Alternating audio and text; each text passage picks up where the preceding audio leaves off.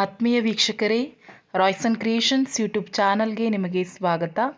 ಇಂದಿನ ಈ ವಿಡಿಯೋದಲ್ಲಿ 10ನೇ ತರಗತಿಯ ಪ್ರಥಮ ಭಾಷೆ ಕನ್ನಡ ವಿಷಯ ಅಂದರೆ ನಾಳೆ ನಡೆಯುವಂತಹ ನಿಮ್ಮ ರಾಜ್ಯ ಮಟ್ಟದ ಪೂರ್ವ ಸಿದ್ಧತಾ ಪರೀಕ್ಷೆ 3ಕ್ಕೆ ಒಂದು ಮಾದರಿ ಪ್ರಶ್ನೆ ಪತ್ರಿಕೆಯನ್ನು ನಿಮ್ಮ ಜೊತೆ ಶೇರ್ ಮಾಡ್ತಾ ಇದ್ದೀವಿ ಮಕ್ಕಳ. ಹಾಗಾಗಿ ವಿಡಿಯೋನ ಪೂರ್ತಿಯಾಗಿ ನೋಡಿ ಇದರ ಉಪಯೋಗವನ್ನು ಪಡೆದುಕೊಳ್ಳಿ ಮಕ್ಕಳ.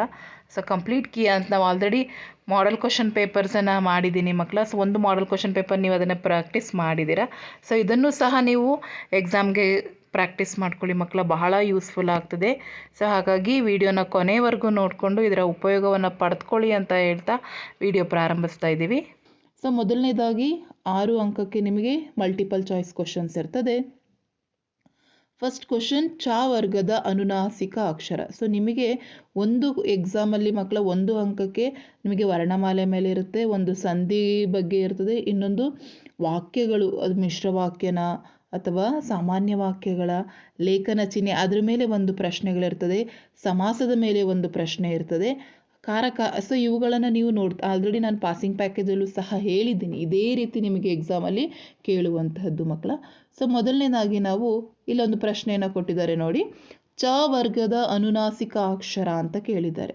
ಸೊ ಚ ವರ್ಗದ ನಿಮಗೆ ಚ ಚ ಚ ಜ ನ್ಯ. ಸೊ ಅಲ್ಲಿ ಹೇಳಿದರೆ ನಿಮಗೆ ಗೊತ್ತಾಗ್ತದೆ ಮಕ್ಕಳ, ನ್ಯ ಅನ್ನೋದು ಏನಾಗಿರ್ತದೆ, ಚ ವರ್ಗದ ಅನುನಾಸಿಕ ಅಕ್ಷರ. ಸೊ ಈಸಿಯಾಗಿ ನಿಮಗೆ ಅಲ್ಲಿ 1 ಅಂಕ ಸಿಗುತ್ತೆ. ನೆಕ್ಸ್ಟ್ ಸೆಕೆಂಡ್ ಕ್ವಶನ್, ಅತ್ಯವಸರ ಪದವು ಈ ಸಂಧಿಗೆ ಉದಾಹರಣೆಯಾಗಿದೆ. ಸೊ ಅತ್ಯವಸರ, ಸೊ ಅಲ್ಲಿ ನಮಗೆ ವ್ಯಂಜನಾಕ್ಷರಗಳು ಬರ್ತಾ ಇದೆ ಅಂತ ಹೇಳಿದ್ರೆ ಮಕ್ಕಳು ಅದು ಎಣ್ಸಂಧಿಗೆ ಬರ್ತದೆ, ಮತ್ತು ಅಲ್ಲಿ ಯ ಬಂದಿದೆ, ಹಾಗಾಗಿ ಅದು ಆಬ್ವಿಯಸ್ಲಿ ಅದು ಎಣ್ಸಂಧಿಗೆ ಬರುವಂಥದ್ದು. ಸೊ ಇಲ್ಲಿಂದ 1 ಅಂಕ ಸಿಗುತ್ತೆ. ಅದೇ ರೀತಿ ನೆಕ್ಸ್ಟ್ ಒಂದು ಪದವನ್ನು ಅಥವಾ ವಾಕ್ಯವನ್ನು ಹೇಳಿ ಅದಕ್ಕೆ ಸಮನಾರ್ಥಕ ಪದವನ್ನು ವಾಕ್ಯವನ್ನು ಹೇಳುವಾಗ ಬಳಸಬೇಕಾದ ಲೇಖನ ಚಿಹ್ನೆ. ಸೊ ಒಂದು ಪದವನ್ನು ಅಥವಾ ವಾಕ್ಯವನ್ನು ಹೇಳಿ ಅದರ ಸಮಾನಾರ್ಥಕ, ಸೊ ಅದರ ಅರ್ಥವನ್ನು ನಾವು ಬರಿಬೇಕಾದ್ರೆ ಆಬ್ವಿಯಸ್ಲಿ ನಾವೇನು ಮಾಡ್ತೀವಿ ಮಕ್ಕಳ, ಆವರಣ ಚಿಹ್ನೆಯನ್ನು ನಾವು ಬಳಸ್ತೀವಿ. ಹಾಗಾಗಿ ಬ್ರಾಕೆಟ್ ಅಂತ ಹೇಳ್ತೀರಲ್ಲ, ಸೊ ಆಬ್ವಿಯಸ್ಲಿ ಸೊ ಅದು ಆವರಣ ಚಿಹ್ನೆ ಆಗಿರ್ತದೆ ಮಕ್ಕಳ. ಹಾಗಾಗಿ ಆವರಣ ಚಿಹ್ನೆ ಕರೆಕ್ಟ್ ಆಗಿರುವಂತಹ ಉತ್ತರ. ನೆಕ್ಸ್ಟ್ 4ನೇ ಪ್ರಶ್ನೆ, ಹೋದಾನು ಪದವು ಕ್ರಿಯಾರೂಪಕ್ಕೆ ಸೇರಿದೆ. ಯಾವ ಕ್ರಿಯಾರೂಪಕ್ಕೆ? ಹೋದಾನು. ಸೊ ಅಲ್ಲಿ ನಿಮಗೆ ಗೊತ್ತಿರಬೇಕು, ಸಂಭವನಾರ್ಥಕ, ವಿದ್ಯಾರ್ಥಕ, ನಿಷೇಧಾರ್ಥಕ, ಸಮಾನಾರ್ಥಕ. ಸೊ ಅದರಲ್ಲಿ ಹೋದಾನು ಅಂದರೆ ಹೋಗ್ಬಹುದು, ಅಲ್ಲಿ ನಮಗೆ ಫ್ಯೂಚರನ್ನು ಹೇಳ್ತದೆ, ಸೊ ಅದು ಸಂಭವನಾರ್ಥಕ. ಹೋಗನು ಅದು ನಿಷೇಧಾರ್ಥಕ. ಹೋಗನು, ಮಾಡಲಿ ಅಂಥವೆಲ್ಲ ಏನಾಗ್ತದೆ, ವಿದ್ಯಾರ್ಥಕಕ್ಕೆ ಬರ್ತದೆ. ಹಾಗಾಗಿ ಇದ್ರ ಮೇಲೆ ನಿಮಗೆ ಕ್ರಿಯಾರೂಪದ ಮೇಲೆ ಒಂದು ಪ್ರಶ್ನೆ ಇರ್ತದೆ, ನೋಡ್ಕೊಳ್ಳಿ. ಸೊ ಸಂಭವನಾರ್ಥಕ ಪದ, ಯಾಕೆಂದರೆ ಓದಾನು ಹೋಗುವನು ಒಂದು ಫ್ಯೂಚರ್ ಟೆನ್ಸಲ್ಲಿ ಹೇಳ್ತಿರುವಂಥದ್ದು, ಹಾಗಾಗಿ ಅದು ಸಂಭವನಾರ್ಥಕಕ್ಕೆ ಬರ್ತದೆ ಮಕ್ಕಳ. ನೆಕ್ಸ್ಟ್ ಸಪ್ತಮಿ ವಿಭಕ್ತಿಯ ಕಾರಕಾರ್ಥ. ನಿಮಗೆ ಪ್ರತಿಯೊಂದು ವಿಭಕ್ತಿಗಳ ಕಾರಕಾರ್ಥಗಳನ್ನು ನೀವು ಕಲ್ತ್ಕೊಂಡಿರಬೇಕು ಮಕ್ಕಳ. ಹಾಗೆ ವಿಭಕ್ತಿಗಳು ಹಳೆಗನ್ನಡ ಮತ್ತು ಹೊಸಗನ್ನಡದ 2 ವಿಭಕ್ತಿಗಳನ್ನ ಕಲ್ತ್ಕೊಂಡಿರಿ, ಮತ್ತು ಕಾರಕಾರ್ಥಕ. ಏಕೆಂದರೆ ನಿಮ್ಮ 4 ಮಾಡೆಲ್ ಕ್ವಶನ್ ಪೇಪರಲ್ಲಿ ಒಂದು ವಿಭಕ್ತಿ ಬಿಟ್ಟರೆ ಇನ್ನೆಲ್ಲ ಕಾರಕಾರ್ಥನೇ ಕೇಳಿರುವಂಥದ್ದು. ಹಾಗಾಗಿ ಕಾರಕಾರ್ಥಕಗಳನ್ನ ನೋಡ್ಕೊಳ್ಳಿ. ಸಪ್ತಮಿ ವಿಭಕ್ತಿಯ ಕಾರಕಾರ್ಥ ಅದು ಅಧಿಕರಣ ಆಗಿರ್ತದೆ, ಹಾಗಾಗಿ ಅಧಿಕರಣ is the right answer. Next 6ನೇ ಪ್ರಶ್ನೆ, ತಲೆ ಪ್ಲಸ್ ನೋವು ತಲೆನೋವು. ಸೊ ಇಲ್ಲಿ ಸಮಾಸ ಕೇಳಿದರೆ ತಲೆಯಲ್ಲಿ ಪ್ಲಸ್ ನೋವು ತಲೆನೋವು, ಹಾಗಾಗಿ ಅದು ತತ್ಪುರುಷ ಸಮಾಸಕ್ಕೆ ಬರುವಂತಹ ಒಂದು ಉದಾಹರಣೆಯಾಗಿದೆ. ಸೊ ಇದಿಷ್ಟು ನಿಮಗೆ ನೋಡಿ, ಗ್ರಾಮರ್ ಪಾರ್ಟ್ ಬಹಳ ಈಸಿ ಇದೆ ಮಕ್ಕಳ. ಸೊ ಕನ್ಫ್ಯೂಷನ್ ಮಾಡ್ಕೊಬೇಡಿ. ಕೆಳಗಿನವುಗಳಲ್ಲಿ ಮೊದಲೆರಡು ಪದಗಳಿಗೆ ಸಂಬಂಧಿಸಿದಂತೆ 3ನೇ ಪದಕ್ಕೆ ಸರಿಹೊಂದುವ ಸಂಬಂಧಿ ಪರ್ಯಾಯ ಬದಲಿರಿ. ಪ್ರತಿಹಾರಿ ಪಡಿಯರ, ಸಂದೇಹ ಸಂದೇಹ. 12 ಸಂಖ್ಯಾವಾಚಕ, ಮೂಡಣ ದಿಗ್ವಾಚಕ, ಅದು ದಿಕ್ಕನ್ನು ಸೂಚಿಸ್ತಾ ಇದೆ. ನಿನಗಾಗಿ ಅನ್ನೋದು ತದ್ದಿತಾಂತ ವ್ಯಯ, ಚಲುವಿಕೆ ಅನ್ನೋದು ತದ್ದಿತಾಂತ ಭಾವನಾಮ.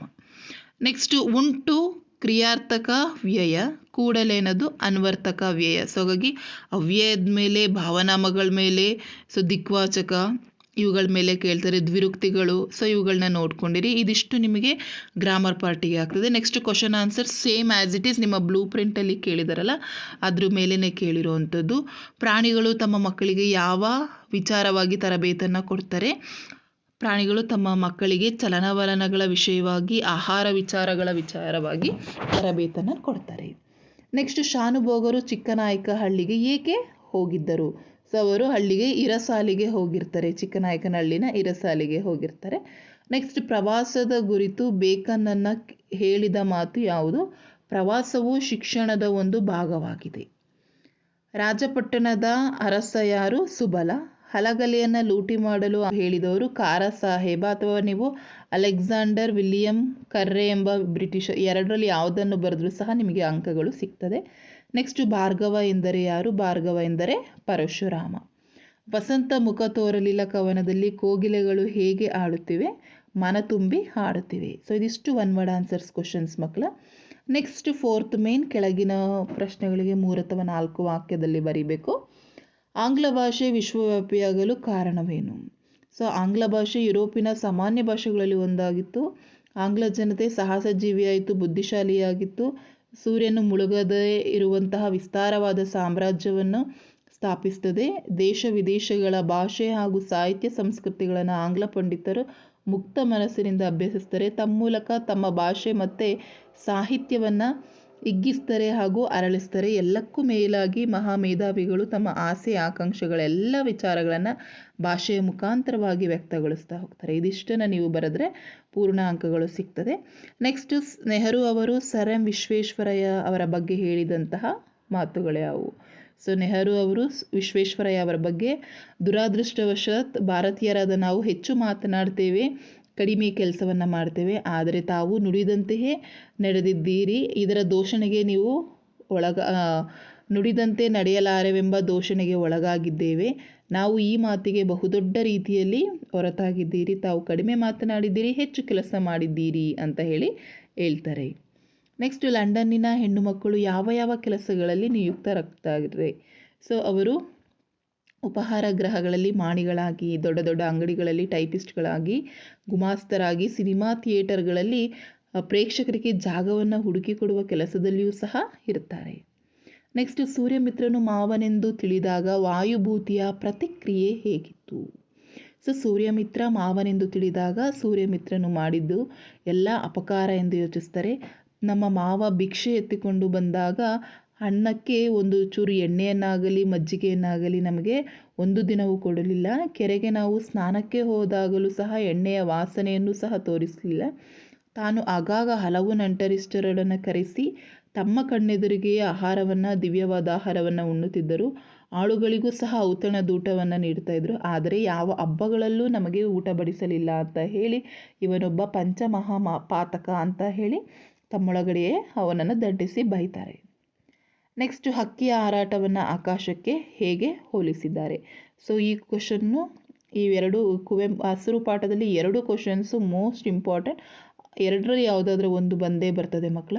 ಸೊ ಕಾಲವೆಂಬ ಹಕ್ಕಿಯು ಆಕಾಶ, ಮೋಡ, ಭೂಮಂಡಲಗಳ ಎಲ್ಲ ಬಣ್ಣಗಳನ್ನು ಸಮನಾಗಿ ಆವರಿಸಿಕೊಂಡಿದೆ.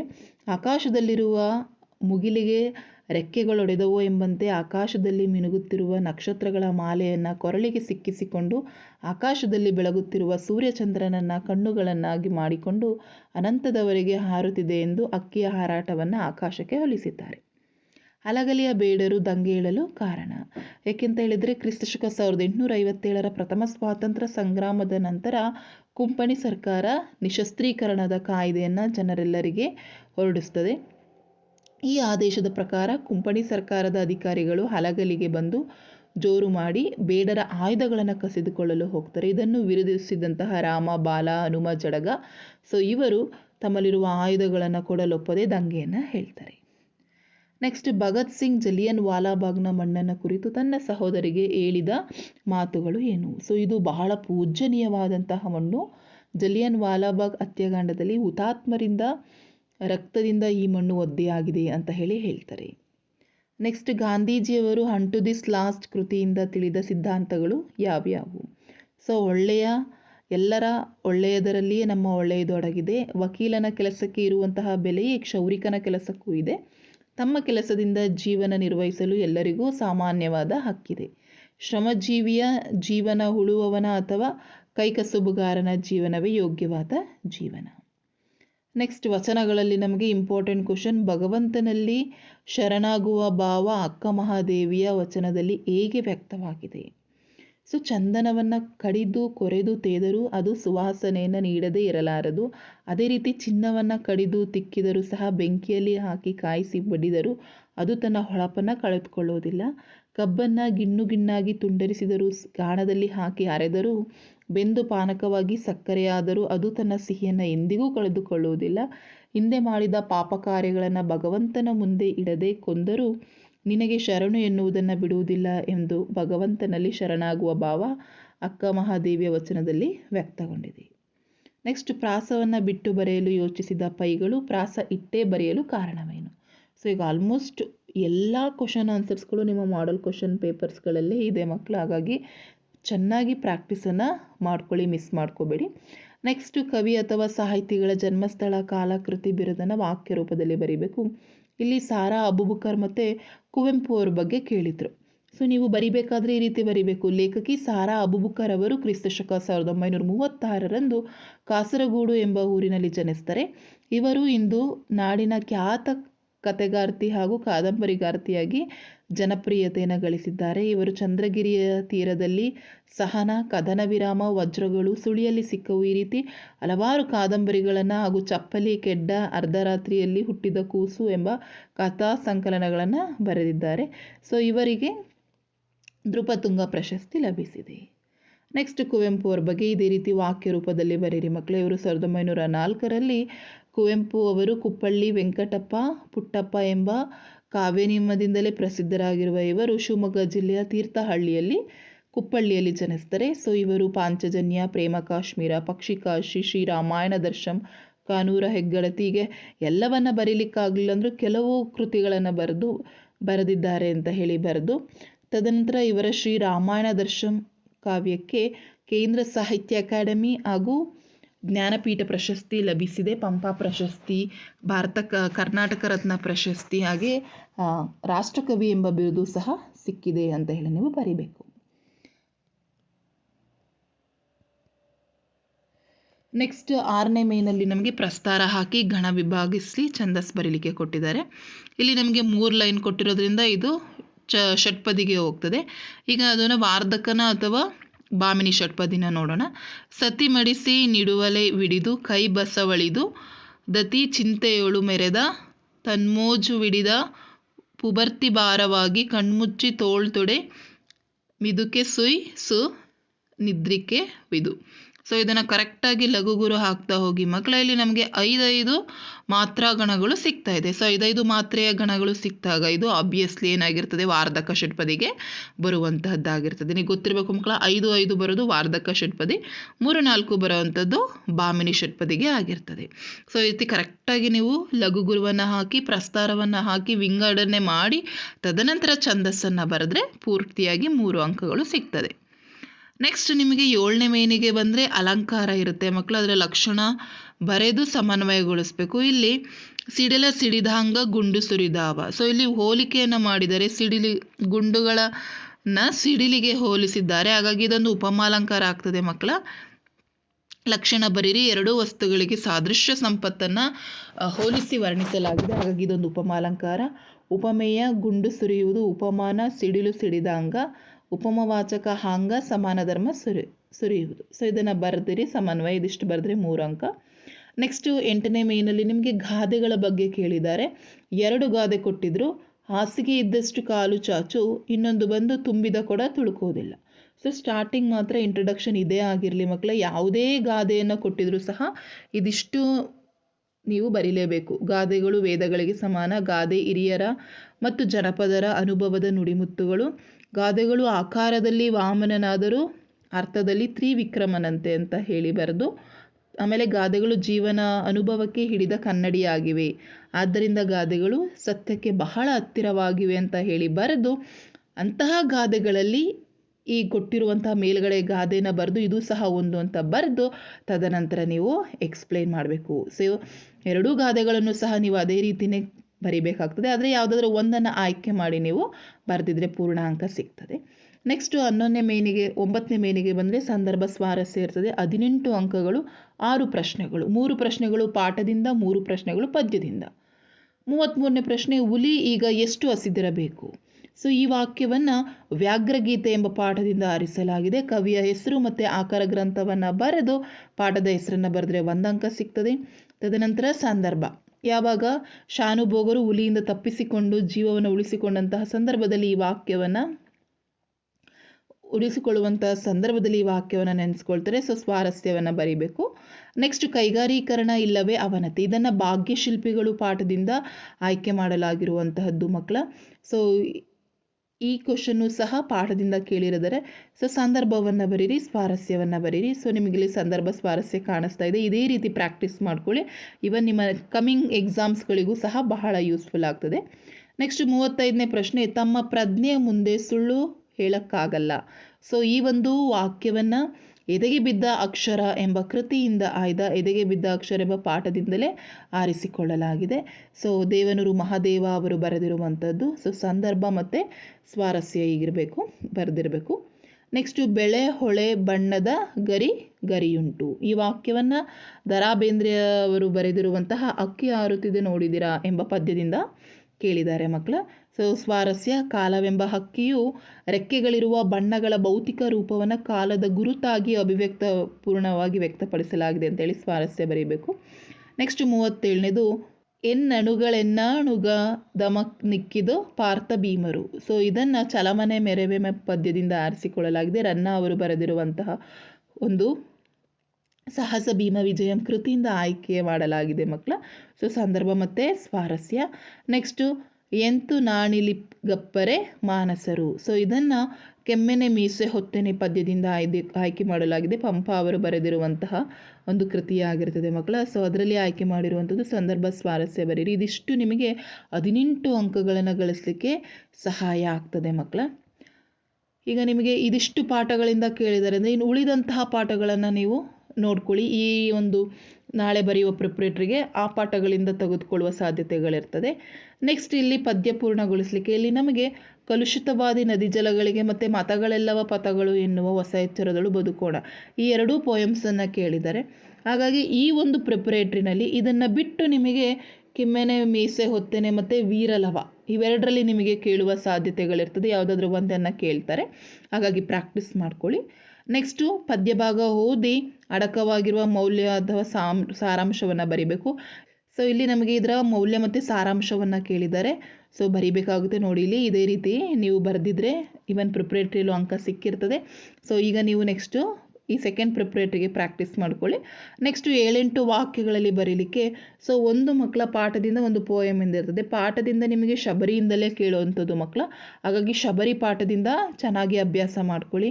ಸೊ ಶಬರಿಯ ಚಿಂತೆ ಹಿಂಗಿ ಓದ ಬಗ್ಗೆ ಕೇಳ್ತಾರೆ. ಅದೇ ಪ್ರಶ್ನೆಗೆ ಆಪ್ಷನ್ನು ಇರುತ್ತೆ. ಸೊ ಇಲ್ಲಿ ಸಂಕಲ್ಪ ಸಾಧನೆಯ ಪ್ರತಿಮೂರ್ತಿ ಶಬರಿ ಎನ್ನುವುದನ್ನು ಸಮರ್ಥಿಸಿ. ಸೊ ಹಾಗಾಗಿ ಸಂಪೂರ್ಣವಾಗಿ ಸ್ವಾರಸ್ಯವನ್ನು ನೀವಲ್ಲಿ ಬರಿಬೇಕಾಗ್ತದೆ. ಸೊ ಹಾಗಾಗಿ ಒಂದು ಪ್ರಶ್ನೆ ಶಬರಿಯಿಂದ ಫಿಕ್ಸ್ ಆಗಿರ್ತದೆ. ಹಾಗಾಗಿ ಅದನ್ನು ನೋಡ್ಕೊಳ್ಳಿ. ಇನ್ನುಳಿದಂಥವು ನಿಮಗೆ ಸಂಕಲ್ಪ ಗೀತೆಯಿಂದ ಕೇಳ್ಬೋದು ಅಥವಾ ವೀರಲವದಿಂದ ನಿಮಗೆ ಕೇಳುವ ಸಾಧ್ಯತೆಗಳು ಇರ್ತದೆ. ಹಾಗಾಗಿ ನೋಡ್ಕೊಳ್ಳಿ. ಲವನು ಯಜ್ಞಾಶ್ವವನ್ನು ಕಟ್ಟಲು ಕಾರಣವೇನು. ಸೊ ಇದು ನಿಮಗೆ ವೀರಲವದಿಂದ ಕೇಳಿದ್ದಾರೆ. ಲವನಲ್ಲಿದ್ದಂತಹ ಕ್ಷಾತ್ರ ಗುಣ ವೀರಲವ ಪದ್ಯದಲ್ಲಿ ವ್ಯಕ್ತಗೊಂಡಿರುವುದನ್ನು ನಿಮ್ಮ ಮಾತುಗಳಲ್ಲಿ ಬರೆಯಿರಿ. ಸೊ ಇದು ಕಂಪ್ಲೀಟ್ ಸಮ್ಮರಿಯನ್ನು ನೀವು ಬರೆದ್ರೆ ನಿಮಗೆ ಅಂಕಗಳು ಸಿಗ್ತದೆ. ನೆಕ್ಸ್ಟ್ ನಿಮಗೆ ಇಲ್ಲಿ ಅಪಠಿತ ಗದ್ಯ ಇರ್ತದೆ ಮಕ್ಕಳ. ಇದನ್ನು ಮಿಸ್ ಮಾಡ್ಕೊಳ್ಳೋಕ್ಕೆ ಹೋಗಬೇಡಿ. ಏಕೆಂದರೆ 4 ಅಂಕ ಇರ್ತದೆ, 2 ಪ್ರಶ್ನೆಗಳಿರ್ತದೆ. ಸೊ ಇಲ್ಲಿ ನಿಮಗೆ ಕರೆಕ್ಟಾಗಿ ಪ್ಯಾಸೇಜನ್ನು ಓದ್ಕೊಬಿಟ್ರೆ ಆನ್ಸರ್ ಅಲ್ಲೇ ಇರ್ತದೆ. ತಕ್ಕರ್ ಬಾಪರವರ ಸೇವಾ ಮನೋಭಾವದ ಹಿರಿಮೆಯನ್ನು ತಿಳಿಸಿ. ಸೊ ಇದಿಷ್ಟನ್ನು ನೀವು ಸ್ಟಾರ್ಟಿಂಗಲ್ಲೇ ಇದೆ. ಅದೇ ರೀತಿ ಅದು 2ಕ್ಕೂ ಸಹ ಅವರಿಗೆ ಏನೇನೆಲ್ಲ ಹೆಸರುಗಳಿದ್ದೋ ಆ ಹೆಸರನ್ನು ಕೊಟ್ಟಿದ್ದಾರೆ. ಅದನ್ನು ನೀವು ಬರೆದ್ರೆ ನಿಮಗೆ ಆನ್ಸರಲ್ಲಿ 4 ಅಂಕ ಸಿಗುತ್ತೆ. ಆ್ಯಂಡ್ ನೆಕ್ಸ್ಟ್ 14th ಮೇನ್ ಬಂದರೆ ನಿಮಗೆ ಪತ್ರಲೇಖನ, ಒಂದು ವ್ಯಾವಹಾರಿಕ, ಒಂದು ವೈಯಕ್ತಿಕ, ಯಾವುದಾದ್ರೂ ಒಂದನ್ನು ಆಯ್ಕೆ ಮಾಡ್ಕೊಳ್ಳಿ. ವ್ಯಾವಹಾರಿಕ ಬರಿತಾ ಇದ್ದರೆ ಅಡ್ರೆಸ್ ಅವರೇ ಕೊಟ್ಟಿರ್ತಾರೆ ಮಕ್ಕಳ. ಫಸ್ಟು ಇವರಿಂದ ಇವರಿಗೆ ಬರೆದು ಸೊ ಆನಂತರ ನೀವು ಮಾನ್ಯರೇ ಏನು ವಿಷಯ ಕೊಟ್ಟಿದ್ದಾರೆ ಅದನ್ನು ಬರಿಬೇಕಾಗ್ತದೆ. ಈಗ ನಮ್ಮ ಶಾಲೆಗೆ ಗ್ರಂಥಾಲಯದ ಸೌಲಭ್ಯವನ್ನು ಕಲ್ಪಿಸಿಕೊಡುವಂತೆ ಕೋರಿ ಮನವಿ ಅಂತ ಬರೆದು ತದನಂತರ ಕಂಪ್ಲೀಟಾಗಿ ಬರಿಬೇಕು. ಈ ಮೇಲ್ಕಂಡ ವಿಷಯಕ್ಕೆ ಸಂಬಂಧಿಸಿದಂತೆ ನಾನು ಅಲ್ಲೇನು ಅಡ್ರೆಸ್ ಕೊಟ್ಟಿರ್ತಾರೆ ಅದೇ ರೀತಿ ಬರಬೇಕು. ನಾನು ಚಿತ್ರದುರ್ಗದ ಸರ್ಕಾರಿ ಪ್ರೌಢಶಾಲೆಯಲ್ಲಿ ಓದುತ್ತಿರುವ ವಿದ್ಯಾರ್ಥಿನಿ. ನಮ್ಮ ಜಿಲ್ಲೆಯ ಉತ್ತಮ ಶಾಲೆಗಳಲ್ಲಿ ಒಂದಾಗಿದ್ದು ನೂರಾರು ವಿದ್ಯಾರ್ಥಿಗಳು ಇಲ್ಲಿ ವ್ಯಾಸಂಗ ಮಾಡುತ್ತಿದ್ದಾರೆ. ಹಾಗಾಗಿ ನಮಗೆ ಗ್ರಂಥಾಲಯದ ಸೌಲಭ್ಯವನ್ನು ಒದಗಿಸಿಕೊಡಿ ಅಂತ ಹೇಳಿ ನೀವು ಕರೆಕ್ಟಾಗಿ ಬರೆದು ಧನ್ಯವಾದಗಳೊಂದಿಗೆ ಇತಿ ನಮ್ಮ ವಿಶ್ವಾಸಿ ದಿನಾಂಕ ಚಿತ್ರದುರ್ಗ. ಸೊ ಹೊರ ವಿಳಾಸವನ್ನು ಕಂಪಲ್ಸರಿ ಹಾಕಲೇಬೇಕಾಗ್ತದೆ ಮಕ್ಕಳ. ಅದೇ ರೀತಿ ಇನ್ನೊಂದು ನಮಗೆ ವೈಯಕ್ತಿಕ ಪತ್ರವನ್ನು ಕೊಟ್ಟಿದ್ದಾರೆ ಮಕ್ಕಳ. ಗೆಳತಿಗೆ ಪತ್ರವನ್ನು ಬರಿಬೇಕಾಗ್ತದೆ. ಸೊ ಬರೀರಿ ಫಸ್ಟ್ ಇವರಿಂದ ಭಾರ್ಗವಿ, ಸರ್ಕಾರಿ ಪ್ರೌಢಶಾಲೆ ಬೆಂಗಳೂರು, ದಿನಾಂಕ ಹಾಕಿ ನನ್ನ ಪ್ರೀತಿಯ ಗೆಳತಿ ಸುಕೃತ, ನಾನು ಇಲ್ಲಿ ಚೆನ್ನಾಗಿದ್ದೀನಿ ಅದೆಲ್ಲ ಬರೆದು ವಿಷಯವನ್ನು ಬರೀಬೇಕು. ತದನಂತರ ಹೊರ ವಿಳಾಸ ಮತ್ತು ಇದನ್ನು ಬರೆದ್ರೆ ಕಂಪ್ಲೀಟಾಗಿ ನಿಮಗೆ 5 ಅಂಕಗಳು ಸಿಗ್ತದೆ. ಆ್ಯಂಡ್ ಲಾಸ್ಟ್ ಮೇನ್ ಪ್ರಬಂಧ ಇರ್ತದೆ ಮಕ್ಕಳ, ಮಿಸ್ ಮಾಡಿಕೊಳ್ಳಬೇಡಿ. ಫಸ್ಟು ಪೀಠಿಕೆಯನ್ನು ಬರೀಬೇಕು, ಏನು ಟಾಪಿಕ್ಸ್ ಕೊಟ್ಟಿದ್ದಾರೋ ಅದಕ್ಕೆ ಇಂಟ್ರಡಕ್ಷನನ್ನು ಕೊಡಿ. ತದನಂತರ ವಿಷಯ ನಿರೂಪಣೆ ಇರ್ತದೆ, ಅದನ್ನು ಬರೀಬೇಕು. ನೋಡ್ಕೊಳ್ಳಿ, ನಿಮಗೆ ಡಿಸ್ಪ್ಲೇ ಮೇಲೆ ಕಾಣಿಸ್ತಾ ಇದೆ. ಆ್ಯಂಡ್ ಲಾಸ್ಟಿಗೆ ಬಂದು ಉಪಸಂಹಾರ. ಸೊ ಹಾಗಾಗಿ 2 ಪ್ರಬಂಧ ಕೊಟ್ಟಿರ್ತಾರೆ. ಶಾಲೆಯಲ್ಲಿ ಮೌಲ್ಯ ಶಿಕ್ಷಣ 2 ಕೊಟ್ಟಿದ್ದಾರೆ. ಯಾವುದಾದ್ರೂ ಒಂದನ್ನು ಆಯ್ಕೆ ಮಾಡಿ ಬರೆದ್ರೆ ನಿಮಗೆ ಪೂರ್ಣ ಅಂಕಗಳು ಸಿಗ್ತದೆ. ಹಾಗಾಗಿ ಪ್ರಿಪರೇಟರಿ 2ನಲ್ಲೂ ಸಹ ನಿಮಗೆ ಏನಂತ ಒಂದು ಪ್ರಾಬ್ಲಮ್ ಆಗೋದಿಲ್ಲ ಮಕ್ಕಳ. ಈಸಿ ಇರ್ತದೆ.